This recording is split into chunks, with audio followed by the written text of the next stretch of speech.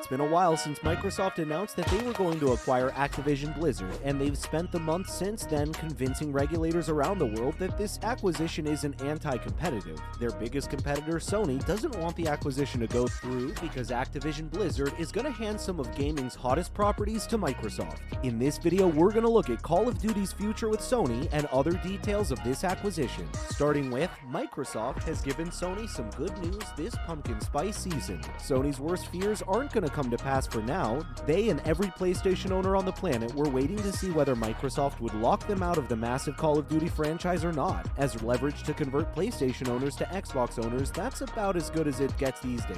But as reports by The Verge, Microsoft is committed to keeping Call of Duty an open franchise for all gamers, except for Nintendo fans anyway. The CEO of their gaming division, the one and only Phil Spencer, wrote a letter in his equivalent to Sony, Jim Ryan, confirming that Call of Duty will remain on PlayStation for several more years. He also promised not to compromise the PlayStation versions of the game in any way, from features to graphics to content. As nice as that was, he didn't miss the opportunity to gloat about how generous he was being in offering Sony an unprecedented olive branch. But what exactly could several more years mean? It's vague on purpose, we're guessing. Microsoft has only made a solid commitment to Sony for the next 2 years, but that might be because the next 2 years of Call of Duty games are already in development for Sony's platform. When they begin developing the installments after that, will Sony be part of the picture? Time will tell. Going forward, let's consider the odds that Microsoft will make COD an exclusive series. At the moment, Sony's biggest advantage over Microsoft is their slate of PlayStation exclusive titles. If you get a PlayStation 5, you'll get everything that isn't nailed to the Microsoft side, which is basically just the has-been Halo franchise and Forza. What you'll also get access to is Sony's offering of GOAT exclusive titles, including Uncharted, God of War, the freaking Last of Us. These titles are worth the price of admission on their own. Microsoft has decided to compete with Sony on this front by getting some killer app exclusives on their own platforms. They've acquired a number of the best studios in the gaming industry, and as a result, Bethesda's next RPG, Starfield, will not be coming to PlayStation. That's just one example of many. But Call of Duty, you can't compete with this series in terms of demand.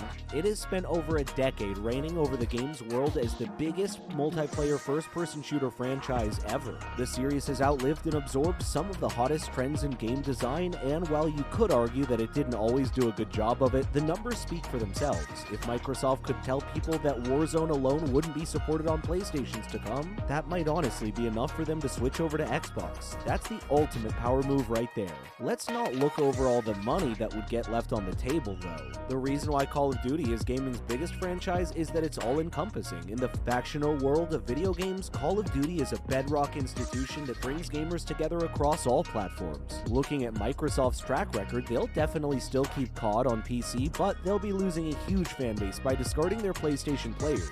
It's safe to say that Warzone is the biggest moneymaker in the Call of Duty franchise, outpacing the standalone campaign and multiplayer releases. Some reports show that around half of all Warzone players are on Sony's platform, and while Microsoft would hope that some of them would jump over to Xbox, they have a lot to lose by locking Warzone away. Now, it's possible that Warzone could remain multi-platform with the standalone releases moving away from PlayStation, but with each post-Modern Warfare release, Activision was increasing the extent to which the games enmeshed with Warzone. That might result in PlayStation gamers getting a version of Warzone, but one that would be worse than on Xbox and PC. If the future of Call of Duty is to be exclusive, then it'll be a slow burn process. Warzone will never fully go away from PlayStation, but like 10 years later, Warzone 2.0 might skip Sony, and after some time, the standalone games will too, leaving Call of Duty a mere chapter in the history of Sony and gaming. Another thing we should point out is the anti-competitiveness angle. The possibility of making money on both sides of the aisle is just one reason why Microsoft will be taking Call of Duty off the market anytime soon. In fact, the reason why Call of Duty is being discussed so much at all is that it's become a sticking point with regulators. In legal terms, an anti-competitive act or acquisition is one that allows a company to become overpowered in their industry. They can do this by buying out their competition or by snapping up enough smaller fry to overwhelm their competition. Microsoft isn't going to be acquiring Sony anytime soon, but Activision Blizzard is such a big company that's such a trove of IP that it may hinder Sony's ability to compete. Call of Duty by itself sells hundreds of millions of units a year, and many of the best-selling games of all time come from this very series. Activision Blizzard had 3 studios working on on titles for this franchise simultaneously for the sole purpose of making sure they can put out a reasonably quality title every single year. Can anyone compete with that? Their biggest competitors are the Battlefield series and Fortnite. While Fortnite does well on its own, it's also a free-to-play game with a completely different business model. As for Battlefield, fans and haters alike will have to agree that EA just does not and cannot give DICE the kind of resources that Call of Duty gets. As a result, Battlefield sales are usually a distant second to COD's. The conclusion is that if COD remains gaming's biggest franchise, Microsoft will struggle to lock it. Let's say that Microsoft's acquisition goes through and Microsoft becomes the parent company of Activision Blizzard. Could they make Call of Duty exclusive later down the line? It seems unlikely since companies can be taken downtown for anti-competitiveness anytime. Apple isn't a gaming company, but the line between tech and gaming is blurry anyway. They're currently fighting a beef with the European Union over a number of other practices that they think are anti-competitive. The Lightning port, Apple Pay, and the entire concept of an ecosystem are all under fire. Thanks to new EU policies, rumor has it that the iPhone 15 will have a USB-C port instead of Lightning. Similarly, if Microsoft ever tries to pull the stunt of locking away Call of Duty, Sony will not take that lying down. The move will be litigated in every court in the world, becoming the biggest legal battle in gaming history since, well, Epic vs. Apple. That being said, we're looking at things as they stand in 2022. A lot can happen in the years to come, and the gaming industry is pretty fast-paced. Maybe people will stop caring about Call of Duty later down the line, but more likely future is that Sony will grow to match Microsoft.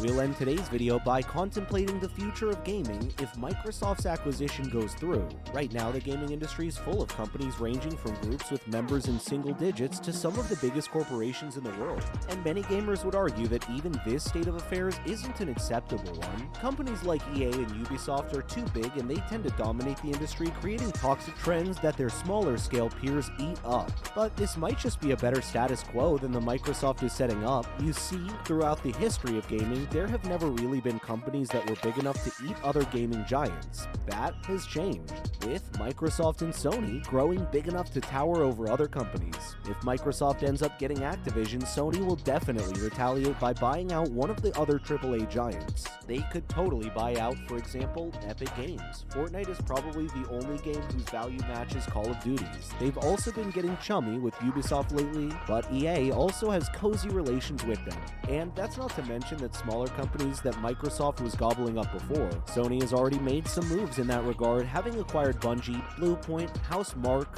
Nixxes, and Firespray. Jim Ryan has confirmed there are more to come. Is gaming destined to become a Game of Thrones with two warring empires? Will the companies that exist between them exist in a no man's land? This is what the future might look like if Microsoft gets their way. That's it for today's video. How long do you think Call of Duty will remain on PlayStation? And is Microsoft's acquisition of Activision Blizzard fair or good for the industry? Let us know in the comment section below. Don't forget to like, share, and subscribe. Thank you so much for watching, and we'll see you in the next one.